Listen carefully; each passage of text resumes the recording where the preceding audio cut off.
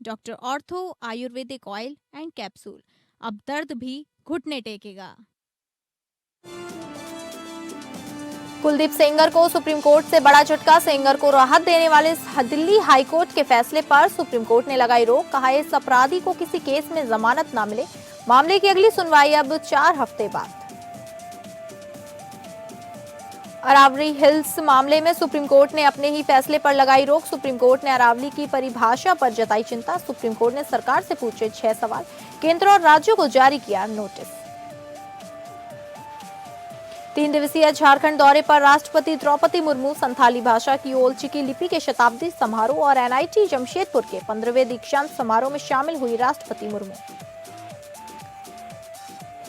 BMC की चुनावी जंग में बीजेपी और शिवसेना के बीच सीट बंटवारा तय। 227 से 260 सीटों का फॉर्मूला तय। 20 सीटों पर चर्चा जारी।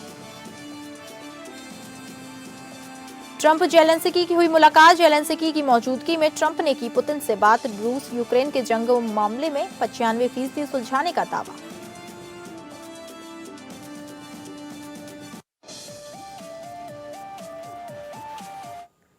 नमस्कार, आप सभी का स्वागत है और मैं हूं आपके साथ अंकिता सिंह।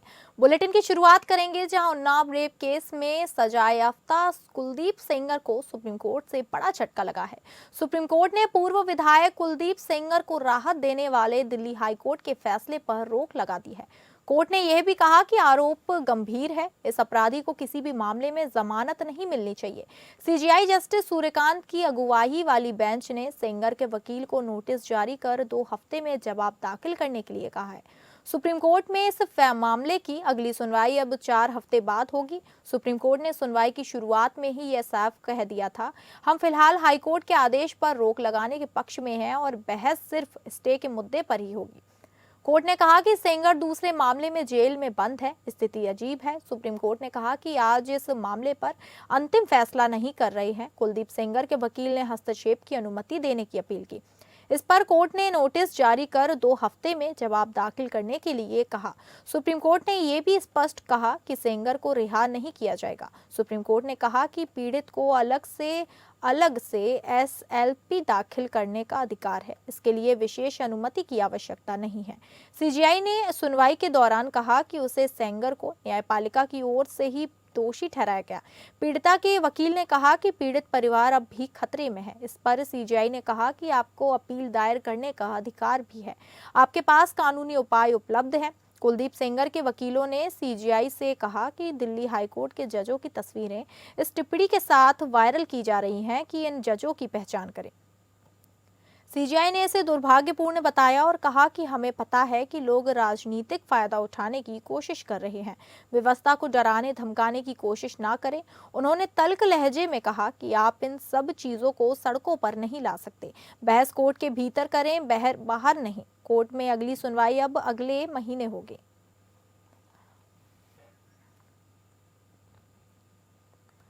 सुप्रीम कोर्ट ने अरावली हिल्स और रेंज की परिभाषा से जुड़े मामले में सोमवार को सुनवाई की और अपने पुराने आदेश पर रोक लगा दी है। सुप्रीम कोर्ट ने अरावली की परिभाषा पर चिंता जताई और केंद्र और राज्यों को नोटिस जारी किया है। कोर्ट ने केंद्र से सवाल किए कि 500 मीटर गैप वाली परिभाषा से संरक्षण क्षेत्र कम तो नहीं होगा। खनन से इकोलॉजिकल कनेक्टिविटी कैसे बचेगी, क्योंकि यह परिभाषा लागू होने पर अरावली का 90% हिस्सा कानूनी सुरक्षा से बाहर हो सकता है और खनन और निर्माण गतिविधियों के लिए खुल सकता है, जिससे मरुस्थलीय और धूल बढ़ने का खतरा है। इसलिए कोर्ट ने इस पर नई हाई पावर्ड कमेटी बनाने के निर्देश दिए। मुख्य न्यायाधीश सूर्यकांत ने कहा यह विचार किया जाना आवश्यक है कि क्या इन 500 मीटर के अंतरालों गैप्स में नियंत्रित खनन की अनुमति दी जाएगी। अगर है तो पारिस्थितिक निरंतरता प्रभावित ना हो। इसके लिए कौन से सटीक संरचनात्मक मानक अपनाए जाएंगे। सुप्रीम कोर्ट ने अरावली हिल्स की परिभाषा और रेंज को लेकर उठे विवाद के बीच इस मामले में स्वतः संज्ञान लिया। सीजीआई सूर्यकांत के साथ जस्टिस जे.के. महेश्वरी और जस्टिस ऑगस्टीन जॉर्ज मसीह भी बेंच में शामिल हैं। कोर्ट ने पूर्व में दिए सुप्रीम कोर्ट के ही फैसले पर फिलहाल के लिए रोक लगा दी है। 20 नवंबर को सुप्रीम कोर्ट ने अरावली पहाड़ियों और रेंज की एक समान और वैज्ञानिक परिभाषा को मंजूरी दी थी। साथ ही दिल्ली, हरियाणा, राजस्थान और गुजरात में फैले अरावली क्षेत्र में विशेषज्ञों की रिपोर्ट आने तक नई खनन लीक देने पर रोक लगा दी थी। सीजीआई ने कहा कि यह भी तय किया जाना चाहिए कि 12,081 में से 1,048 पहाड़ियों का 100 मीटर ऊंचाई के मानदंड पर खरा उतरना तथ्यात्मक और वैज्ञानिक रूप से सही है या नहीं।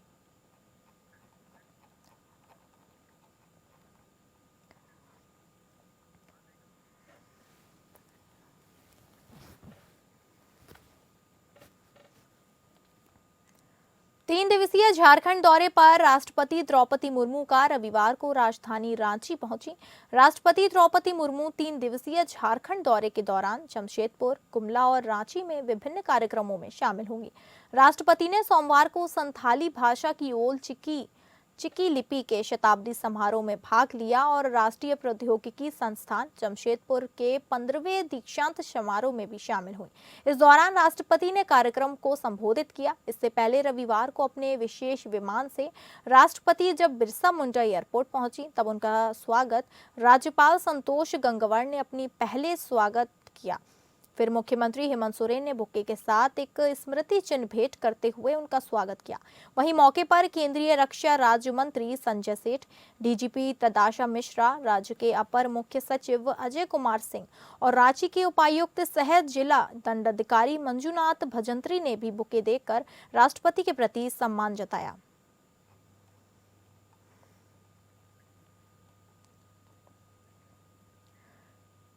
मुंबई महानगर पालिका चुनाव को लेकर भाजपा और शिवसेना शिंदे गुट के बीच सीट बंटवारे पर लगभग सहमति बन चुकी है। 227 में से 207 सीटों का फॉर्मूला तय हो गया है, जबकि 20 सीटों पर चर्चा जारी है। नामांकन की अंतिम तारीख नजदीक होने के चलते दोनों दल सीट बंटवारे से बचे हुए मुद्दों को जल्द सुलझाने की तैयारी में है। शिवसेना शिंदे गुट की सूची भी इसके बाद आने की संभावना है।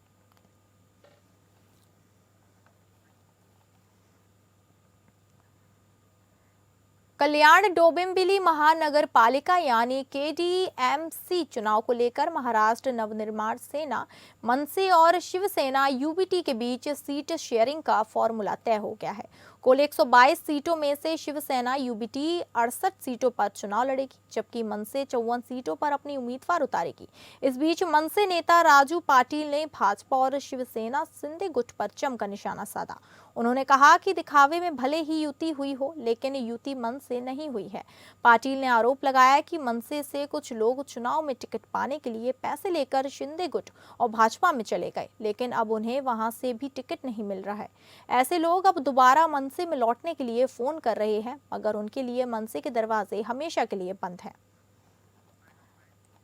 पहली बार हम लोग ये एक्सपीरियंस में से जा रहे हैं कि युति का हमें इसके पहले कभी अनुभव नहीं था।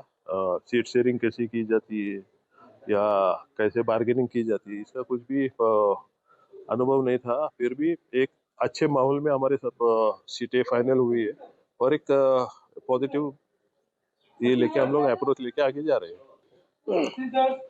जो ये लोग जो सामने वाले जो सत्ताधारी जो बोल रहे इतने साल से कि हमने विकास किया है, तो वो विकास क्या किया है वही देखा कि हम लोग भी सामने जा रहे हैं।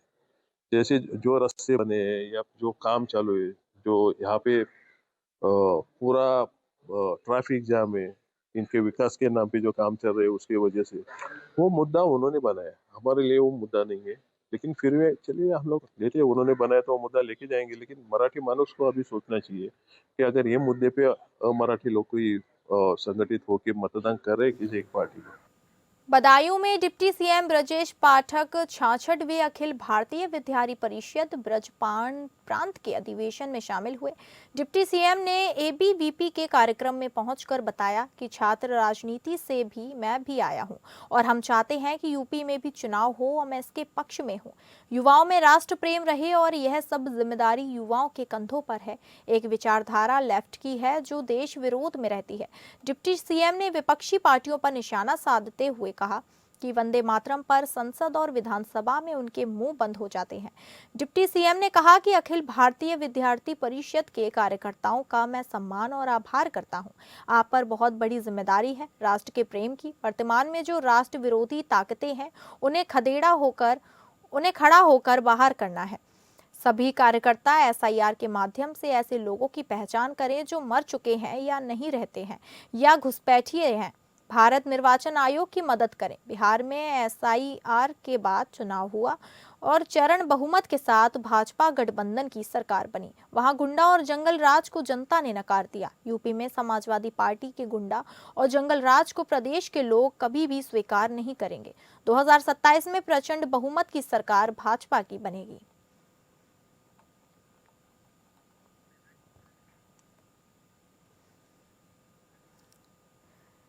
यूपी के डिप्टी सीएम केशव प्रसाद मौर्य ने सहारनपुर पहुंचने पर खुले मंच से दावा किया कि 2027 में नहीं बल्कि 2029 तक भी सत्ता में बनी रहेगी और आगामी चुनाव में जनता के आशीर्वाद व कार्यकर्ताओं के परिश्रम से एक बार फिर बड़ी और ऐतिहासिक विजय हासिल करेगी। उन्होंने कांग्रेस और समाजवादी पार्टी को आड़े हाथों लेते हुए कहा कि कांग्रेस का राजनीतिक भविष्य समाप्त हो चुका है और सपा अपराध की राजनीति का प्रतीक बन चुकी है। डिप्टी सीएम ने कांग्रेस पर सबसे तीखा प्रहार करते हुए कहा कि कांग्रेस ने कभी आजादी की लड़ाई में भागीदारी की बात नहीं की, उसी पार्टी ने वंदे मातरम के टुकड़े कर दिए। मौर्य ने कहा कि कांग्रेस की राजनीति आज देश को तोड़ने वाली सोच तक सिमट गई है। उनका कहना है कि कांग्रेस अब केवल झूठ और भ्रम फैलाने की राजनीति कर रही है। उन्होंने कहा कि विपक्ष चाहे जितना दुष्ट प्रचार कर ले, जनता का भरोसा भाजपा के साथ है। डिप्टी सीएम ने पश्चिम बंगाल को लेकर भी बड़ा दावा किया। उन्होंने कहा, आज नहीं तो कल पश्चिम बंगाल में भी कमल जरूर खिलेगा।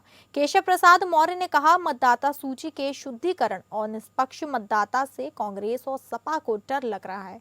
उन्होंने आरोप लगाया कि विपक्ष को फर्जी वोटों और गलत तरीकों से चुनाव जीतने की आदत पड़ चुकी है, लेकिन अब ऐसा नहीं चलेगा। भाजपा पारदर्शी चुनाव चाहती है और यही बात कांग्रेस सपा को परेशान कर रही है।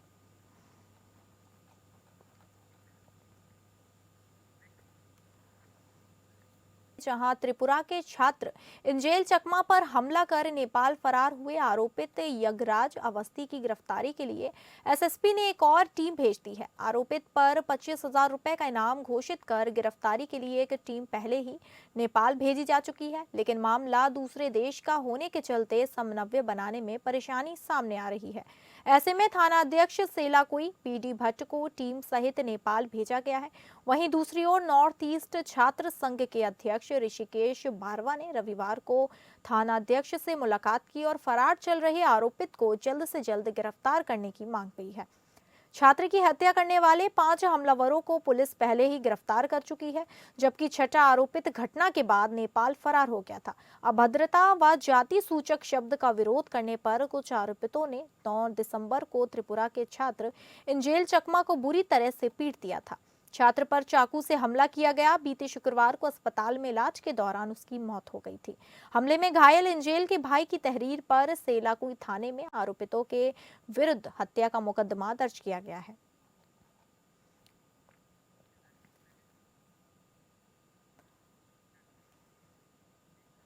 बिहार डीजीपी विनय कुमार और एडीजी कुमार कृष्णन के समक्ष 3-3 लाख का इनामी नक्सली नारायण कौड़ा और बहादुर कौड़ा सहित 3 नक्सलियों ने सरकार के आत्मसमर्पण सह पुनर्वास नीति के तहत आत्मसमर्पण किया।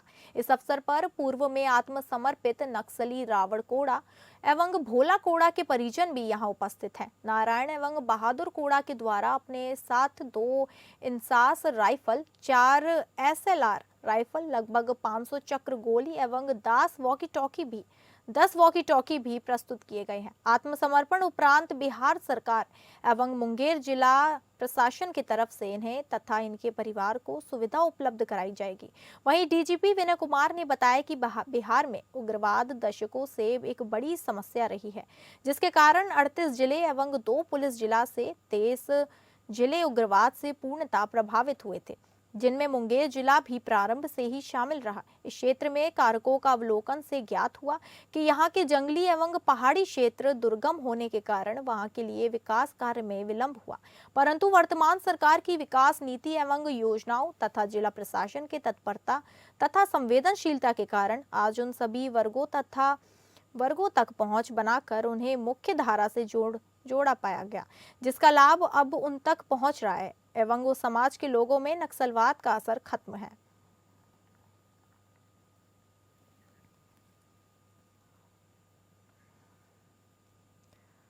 छत्तीसगढ़ में भारतमाला परियोजना से जुड़े कथित भ्रष्टाचार को लेकर ईडी ने बड़ी कार्रवाई की। रायपुर विशाखापट्टनम इकोनॉमिक कॉरिडोर के लिए अधिग्रहित जमीन के मुआवजा भुगतान में गड़बड़ियों की जांच के तहत रायपुर और महासमुंद में एक साथ 9 ठिकानों पर छापेमारी की गई। सूत्रों के अनुसार यह कार्रवाई हरमीत खनूजा, उनके सहयोगियों, संबंधित अधिकारियों और जमीन मालिकों से जुड़े ठिकानों पर हुई है। ईडी को मुआवजा निर्धारण और भुगतान प्रक्रिया में बड़े पैमाने पर वित्तीय अनियमितताओं का शक था। महासमुंद में मेघ बसंत कॉलोनी और पंजाबी पारा स्थित 2 घरों पर रेड की गई। टीम दस्तावेजों, लेन देन और डिजिटल डेटा की गहन जांच कर रही है।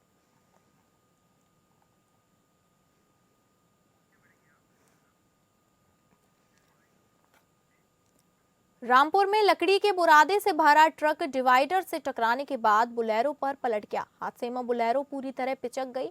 ड्राइवर की दबकर मौत हो गई। उसका सिर चपटा हो गया। शरीर इस कदर दब गया कि रीढ़ की हड्डी के कई टुकड़े हो गए। सूचना पर पहुंची पुलिस ने क्रेन और बुलडोजर से रेस्क्यू शुरू किया। ट्रक को सीधा करके रोड के किनारे किया गया।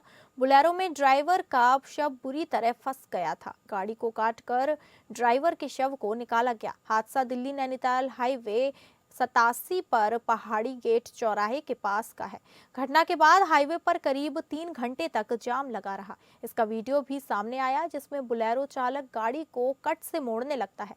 तभी पीछे से आ रहा ट्रक उसे बचाने के चक्कर में डिवाइडर पर चढ़कर पलट जाता है।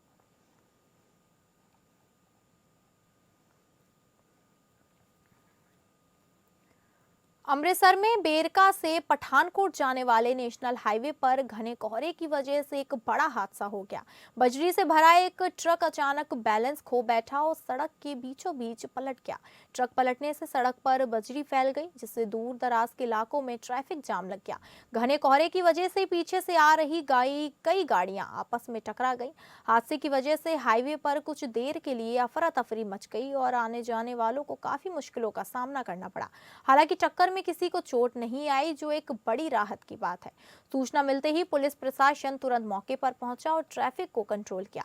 पुलिस ने क्रेन की मदद से पलटे हुए ट्रक को सड़क से हटाया और बजरी को हटाया। साथ ही राहगीरों से अपील की गई कि वे घने कोहरे को देखते हुए धीरे गाड़ी चलाएं और सावधान रहें।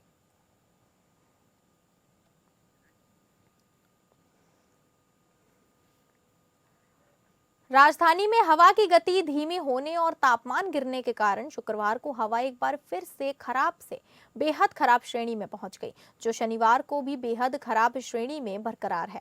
आज फिर सुबह की शुरुआत धुंध और कोहरे की मोटी परत से हुई, जिसके चलते विजिबिलिटी बेहद कम हो गई। Air quality early warning system for Delhi के अनुसार शनिवार सुबह राजधानी का वायु गुणवत्ता सूचकांक AQI 353 दर्ज किया गया। यह हवा की बेहद खराब श्रेणी है।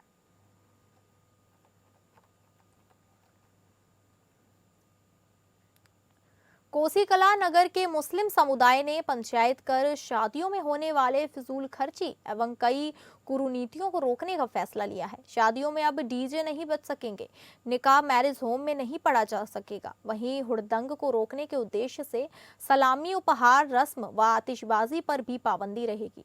पंचायत के फैसले का उल्लंघन करने पर मौलाना निकाह नहीं पढ़ेंगे तो वहीं 11,000 का जुर्माना भी ठोका जाएगा।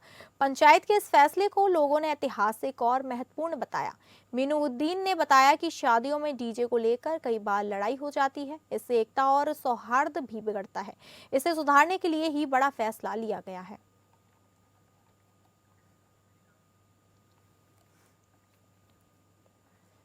अमेरिकी राष्ट्रपति डोनाल्ड ट्रंप और यूक्रेन के राष्ट्रपति जेलेंस्की की बैठक हो चुकी है, जिसका काफी वक्त से इंतजार था। मीटिंग के बाद ट्रंप ने कहा कि यूक्रेन में युद्ध खत्म करने के लिए शांति समझौता बेहद करीब है, लेकिन 1 या 2 बड़े मुद्दे अभी भी सुलझाने में बाकी हैं, जिनमें पूर्वी डोनबास क्षेत्र का भविष्य सबसे अहम है। यूक्रेन के राष्ट्रपति वोलोदिमीर जेलेंस्की से करीब 3 घंटे तक बंद कमरे में हुई बातचीत के बाद ट्रंप ने कहा कि यूक्रेन के लिए सुरक्षा गारंटी का मसौदा लगभग 95% तक पूरा हो चुका है। हालांकि उन्होंने ये भी साफ किया कि पूर्वी यूक्रेन के कुछ इलाकों को लेकर जमीन और क्षेत्रीय विवाद अब भी अनसुलझे हैं, जो शांति समझौते में सबसे बड़ी बाधा बने हुए हैं। फ्लोरिडा स्थित अपने मारे लागो आवास पर जेलेंस्की से मुलाकात के बाद ट्रंप ने इस बैठक को बेहद सकारात्मक और प्रोडक्टिव बताया। ट्रंप ने कहा, हमने कई अहम बिंदुओं पर चर्चा की है। मुझे लगता है कि हम बहुत करीब पहुंच चुके हैं, शायद बेहद करीब। हालांकि ट्रंप ने यह भी जोड़ा कि शांति प्रक्रिया को लेकर उन्होंने कोई समय सीमा तय नहीं की है।